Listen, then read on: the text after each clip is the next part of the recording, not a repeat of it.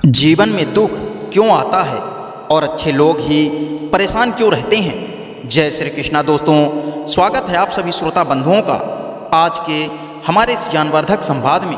दोस्तों, जब हम अपने जीवन में कठिनाइयों और दुखों का सामना करते हैं तो एक प्रश्न बार बार मन में उठता है, आखिर दुख क्यों आता है। और उससे भी बड़ा प्रश्न यह है, जो लोग अच्छे होते हैं, सत्य के मार्ग पर चलते हैं, वे ही क्यों ज़्यादा परेशान होते हैं। यह प्रश्न केवल सामान्य मनुष्य ही नहीं बल्कि बड़े बड़े ऋषि मुनि और यहाँ तक कि स्वयं भगवान श्री कृष्ण से अर्जुन ने भी पूछे हैं। इस लेख में हम शास्त्रों, जीवन के अनुभवों और मनोवैज्ञानिक दृष्टिकोण से समझेंगे कि दुख का क्या कारण है और क्यों अच्छे लोगों का जीवन अधिक कठिनाइयों से भरा होता है। नंबर 1, दुख का मूल कारण अपेक्षा और माया का जाल। भगवत गीता में भगवान श्री कृष्ण कहते हैं, हे अर्जुन, यह संसार दुखालय है जहाँ सुख क्षणिक और दुख स्थायी प्रतीत होता है। जब तक मनुष्य मोह, माया और इच्छाओं में बंधा रहेगा तब तक उसे दुख से मुक्ति नहीं मिलेगी। मनुष्य जब संसार में कुछ पाने की इच्छा करता है, धन, सम्मान, प्रेम, सफलता, तो वह स्वतः ही दुख के द्वार पर खड़ा हो जाता है, क्योंकि संसार की कोई भी वस्तु स्थायी नहीं है। जो आज है वह कल नहीं रहेगा। इसी अस्थिरता से जुड़ी अपेक्षाएं और मोह दुख का कारण बनते हैं। नंबर 2, अच्छे लोग ही क्यों अधिक दुखी होते हैं। यह प्रश्न सबसे अधिक कष्टदायक होता है। जब हम देखते हैं कि जो लोग छल कपट प्राप्त करते हैं वे सभी सुखी दिखते हैं और जो सच्चाई व ईमानदारी से जीवन जीते हैं वे संघर्षों में डूबे रहते हैं। अच्छे लोग स्वभाव से ही भावुक, संवेदनशील और दयालु होते हैं। वे न केवल अपने दुख से बल्कि दूसरों के कष्टों से भी पीड़ित होते हैं। यही गुण उन्हें विशेष बनाता है, लेकिन यही उनके दुख का कारण भी बन जाता है। एक कपटी व्यक्ति को किसी की पीड़ा छूती नहीं, इसलिए वह भावनात्मक रूप से शांत रहता है। शास्त्रों में कहा गया है कि सच्चा आत्मा वही है जो दुख को भी आत्मिक यात्रा मानकर सहर्ष स्वीकार करता है। अच्छे लोगों के कर्म इतने सात्विक होते हैं कि उन्हें यह जीवन परीक्षा बन जाता है जिससे उनकी आत्मा अधिक तेजस्वी बन सके। वे इस संसार में दूसरों को राह दिखाने के लिए आते हैं, इसलिए स्वयं कठिन रास्तों से गुजरते हैं। नंबर 3, कर्म का सिद्धांत और पूर्व जन्म के संस्कार। भारतीय दर्शन का प्रमुख आधार है कर्म फल का सिद्धांत। जो कुछ हम आज भोग रहे हैं वह हमारे पिछले कर्मों का परिणाम है। यद्वत तद्वति, जो हमने किया है वही हमें प्राप्त होगा। अक्सर अच्छा व्यक्ति पिछले जन्म में उच्च आत्मा रहा होता है, जिसने लोक कल्याण के लिए जन्म लिया होता है। उसके वर्तमान जीवन में जो दुख है वह या तो उसके शेष कर्मों का फल है या फिर उसकी आत्मा को और शुद्ध करने का मार्ग। नंबर 4, दुख आत्मा के विकास की सीढ़ी। दुख केवल एक अभिशाप नहीं है, वह आत्मा को तराशने वाली प्रक्रिया है। जैसे सोना अग्नि में तपता है तभी शुद्ध होता है, वैसे ही आत्मा भी दुखों में तप कर श्रेष्ठ बनती है। सुख से मानव आलसी होता है, दुख से जागता है। अच्छे लोग जब दुख से गुजरते हैं तो वे अपने अंदर झांकते हैं, आत्मनिरीक्षण करते हैं और आत्मज्ञान की ओर अग्रसर होते हैं।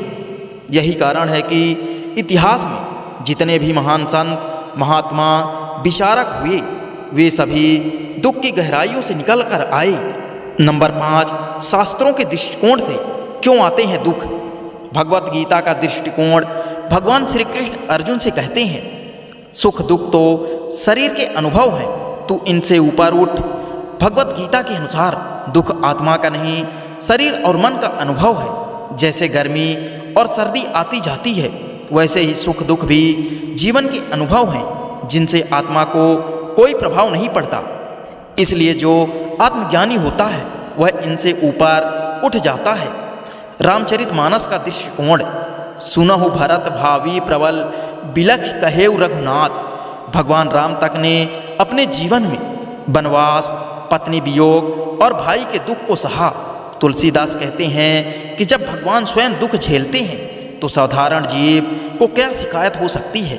यह संसार एक रंगमंच है जहाँ हर आत्मा को अपना अभिनय करना है।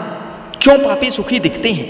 कई बार हमें लगता है कि जो अधर्मी हैं, पाप करते हैं, वही ऐसो आराम में रहते हैं, परंतु यह केवल बाह्य रूप से है। पापी की खुशी वैसी ही है जैसे जहर में घुली मिठाई। ध्यान दीजिए कि वो भीतर से खोखले होते हैं। उनके पास न आत्मिक शांति होती है, न सच्चा प्रेम, न संतोष। वे दूसरों के लिए भय का कारण होते हैं और स्वयं के लिए भी उनका सुख अल्पकालिक होता है और अंततः उन्हें अपने कर्मों का फल अवश्य भुगतना पड़ता है।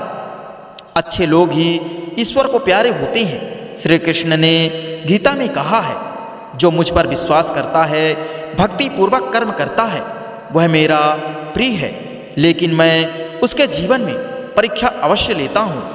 ईश्वर अच्छे लोगों की परीक्षा इसलिए लेते हैं ताकि वे आत्मा की ऊंचाई तक पहुँच सके। जैसे शिक्षक मेधावी छात्र को ही कठिन प्रश्न देता है, वैसे ही भगवान अच्छे लोगों को कठिन अनुभव देते हैं। दुख से मिलती है करुणा, सहानुभूति और सेवा का भाव। जिन लोगों ने दुख नहीं देखा वे दूसरों के लिए कभी कुछ नहीं कर पाते, लेकिन जिसने भूख देखी है वह भूखे को रोटी जरूर देगा। जिसने अपमान झेला है वह दूसरों को सम्मान देना सीखेगा। अच्छे लोग जब दुख में होते हैं तो वे एक समय पर दूसरों का सहारा बनते हैं, क्योंकि उन्होंने जीवन को गहराई से जिया है।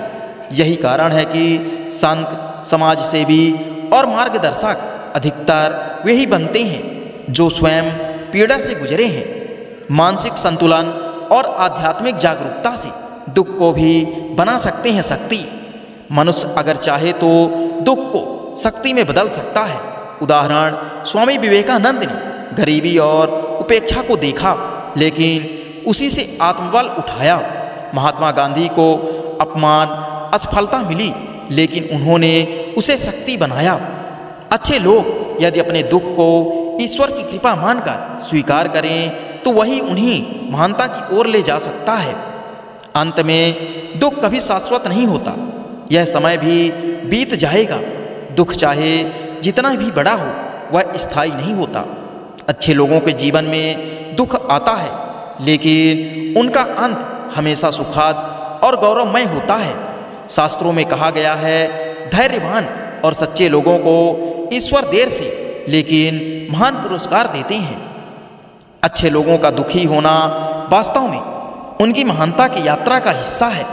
यह दुख उनके लिए सजा नहीं बल्कि तपस्या है, जो उन्हें आत्मा के सर्वोच्च रूप तक पहुंचाती है।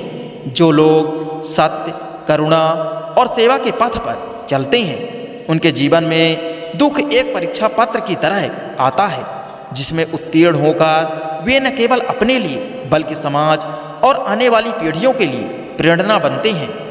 इसलिए जब अगली बार आपके जीवन में दुख आए तो यह न सोचें कि मैं ही क्यों, बल्कि यह सोचें ईश्वर ने मुझे ही क्यों चुना। दोस्तों, आज की जानकारी आपको कैसी लगी हमें कमेंट में ज़रूर बताएं। दोस्तों, अगर जानकारी पसंद आए तो वीडियो को लाइक करके हमारे चैनल को सब्सक्राइब जरूर करें और इस वीडियो को अपने दोस्तों में और रिश्तेदारों में ज़्यादा से ज़्यादा शेयर करें। जय श्री कृष्णा। राधे राधे।